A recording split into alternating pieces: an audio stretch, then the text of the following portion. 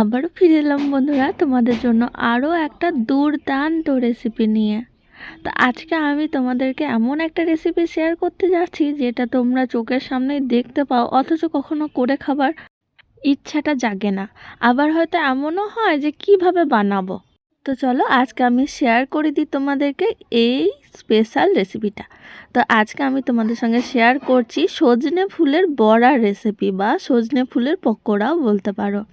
জানো তো, এই সজনে ফুল আমাদের শরীরের পক্ষে অনেকটাই উপকারী।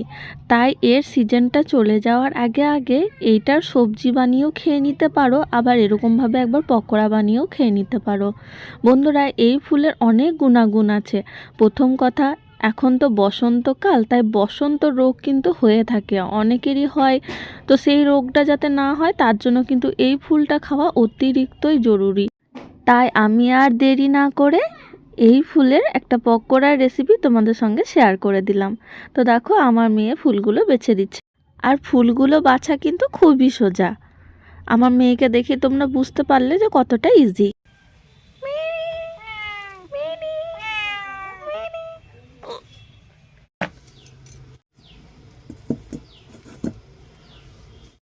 উনুনের মধ্যে কড়াই বসিয়ে দিয়ে এখন আমি পরিমাণ মতন জল নিয়ে নিলাম। এখানে আমি প্রায় 2 গ্লাসের মতন জল দিলাম, আর এখন হাফ চা চামচের মতন হলুদ গুঁড়ো দিলাম। আর এখন আমি এই সজনে ফুলগুলো বা সজনে ফুলগুলো দিয়ে দিচ্ছি। অনেক জায়গায় অনেক রকম বলে থাকে এই ফুলটাকে। অনেকে সাজনে বলে, অনেকে সজনে বলে, অনেকে লাজনে বলে, অনেক রকম বলে। তো যাই হোক, এই ফুলটাকে এখন আমি হলুদ জলের মধ্যে দিয়ে বেশ কিছুক্ষণ ধরে একটু ভাপিয়ে নেব। কিছুক্ষণ রাখলে এটা সুন্দরভাবে ভাপানো হয়ে যাবে। এটা একদম ভাপানো হয়ে গেছে, এবার এটাকে আমি নামিয়ে নিচ্ছি। তো এখন আমি এই কড়াইয়ের মধ্যে আরেকটু ঠান্ডা জল দিয়ে ভালো করে এগুলোকে চকুলো চকুলো একটু ধুয়ে নেব। আর ধুয়ে নেওয়ার পর এটাকে একদম চিপে চিপে এর জলটাকে বার করে দেবো। এই যে একদম টিপে টিপে মুঠোর মধ্যে ভরে নিচ্ছি, আর এভাবে করে তার জলটা নিংড়ে নিচ্ছি। দেখতে অনেকটা লাগছিল বন্ধুরা ফুলটা, কিন্তু সেদ্ধ করার পর একদমই অল্প হয়ে গেল।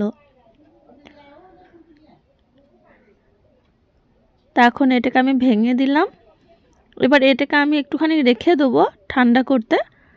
ঠান্ডা হয়েও গেছে অবশ্য, তবু রেখে দিচ্ছি। এবার আমি ছোলার ডালটা যেটা ভিজিয়ে রেখেছিলাম, ভিডিওর প্রথমে তোমরা একটু লক্ষ্য করো, তো সেই ছোলার ডালটা আধ ঘন্টার মতন ভেজানোর পর বেশ একটু ফুলে গেছে। আর এখন আমি এটা মিক্সার জারের মধ্যে ভালো করে পিষিয়ে নেব। তো খুব বেশি মিহি করার দরকার নাই, একটু মোটামুটি হলেই হবে। একটু দানা দানা থাকলে ভালো লাগে। দিয়ে দিলাম পেঁয়াজ কুচি, দিয়ে দিলাম রসুন কুচি, এবার দিয়ে দিলাম লঙ্কা কুচি, দিয়ে দিলাম হচ্ছে স্বাদ অনুযায়ী লবণ, অল্প একটু লঙ্কা গুঁড়ো, অল্প একটু কালো জিরে। এবার দিয়ে দেবো হচ্ছে হাফ চামচের মতন জোয়ান। এবার আমি এখানে দিয়ে দেবো হচ্ছে মিঠা সোডা। জোয়ানটা একটু হাতের মধ্যে ঘষে নেবে, তাহলে ভালো গন্ধটা বেরোয়। এখন আমি সব কিছু উপকরণকে ভালো করে ফুলটার সঙ্গে মাখাতে থাকবো। একদম চটকে চটকে চটকে চটকে এটাকে মাখাতে হবে, যাতে করে এটা নরম হয়ে যায় আর ছোলার ডালটা যেন ভালোভাবে এই ফুলটার মধ্যে মেখে যায়। আমি বন্ধুরা এখানে কোনো রকম বেসনও দেবো না, কোনো রকম চালের গুঁড়িও দেবো না, আর কোনো রকম এখানে আমি ময়দাও দেবো না। একদম শুধুমাত্র ছোলার ডাল বাটা দিয়ে এই রেসিপিটা আমি করছি। একবার এভাবে বানাবে বাড়িতে। তো চলো, এদিকে এখন আমি কড়াই বসিয়ে দিলাম উনুনের মধ্যে। কড়াইটাকে একটু পরিষ্কার করে নেওয়ার পর তেল দিয়ে দিলাম পরিমাণ মতন। তেলটাকে ভালো করে একটু গরম করে নিচ্ছি। যখন দেখবে তেলটা ভালো করে গরম হয়ে আসছে, তখন এভাবে হাতের মধ্যে মুঠোর মধ্যে ভরে একটা একটা করে বড়াগুলোকে ছেড়ে দিতে হবে। প্রথমে হয়তো তোমাদের মনে হবে যে এটা হয়তো ভালোভাবে পকোড়াটা হবে না, বেসন যেহেতু দেওয়া নাই। না বন্ধুরা, একেবারেই ভুল ধারণা। বেসন দেওয়া নেই তো কি হয়েছে, অল্প আছে একটু সময় ধরে এগুলোকে ভেজে নিতে হবে। খুব ভালো এই ছোলার ডাল বাটা দিয়ে কিন্তু এই পকোড়াটা ভালো তৈরি হয়। এক এক করে সব পকোড়াগুলোকে উল্টে দিলাম। সুন্দরভাবে কিন্তু পকোড়াগুলো কিন্তু ভাজাও হয়ে গেল। দুর্দান্ত খেতে লাগে বন্ধুরা, বিশ্বাস করো। জানি না এভাবে কখনো বাড়িতে বানিয়েছো কি না। আর ছোলার ডাল যদি হাতের কাছে নাও বা থাকে, তাহলে তোমরা এক কাজ করতে পারো, এটা মুসুরির ডাল বাটা দিয়েও কিন্তু হয়। তো মুসুরির ডাল বাটা দিয়েও করতে পারো। এভাবে করে সাঁড়াশির সাহায্যে পুরো বড়াগুলোর গায়ে যাতে তেলটা লেগে যায় এভাবে করে ঘুরিয়ে নিলাম। তারপরে এই 4টে বড়াকেও ভেজে নিচ্ছি। কার কার বাড়িতে এমন হয় বলো তো, যে বড়া ভাজা হয় আর সঙ্গে সঙ্গে সেটা হাওয়ার মতন উড়ে যায়? আমার বাড়িতেও এটা কিন্তু খুব হয়।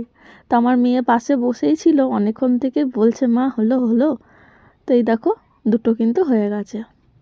তো দেখো এখন আমি আমার মেয়েকে ভাত দিলাম, ও কিন্তু এই বড়া ভাজা দিয়ে ভাত কটা খেয়ে নেবে। আর এখন আমিও নিয়ে নিলাম। বন্ধুরা, আজকের এই রেসিপিটা তোমাদের কেমন লাগলো অবশ্যই আমাকে কমেন্টে জানিও। বিশ্বাস করো বন্ধুরা, এক থালা ভাত এরকম পকোড়া পেলে আর কিচ্ছু লাগবে না, বা এই সজনে ফুলের বড়া পেলে। আর এটা খাওয়ার স্বাদের থেকেও বেশি উপকারী আছে, এটা খেলে অনেক উপকার হয়। আশা করছি আজকের রেসিপিটা তোমাদের অন্য দিনের রেসিপির মতন ভালো লেগেছে। যদি ভালো লেগে থাকে তাহলে লাইক শেয়ার কমেন্ট করো, আর প্লিজ চ্যানেলটা সাবস্ক্রাইব করে নিও। সবাই ভালো থেকো, সুস্থ থেকো, সাবধানে থেকো। দেখা হচ্ছে খুব তাড়াতাড়ি আবার নতুন কোনো রান্নার সঙ্গে। টাটা।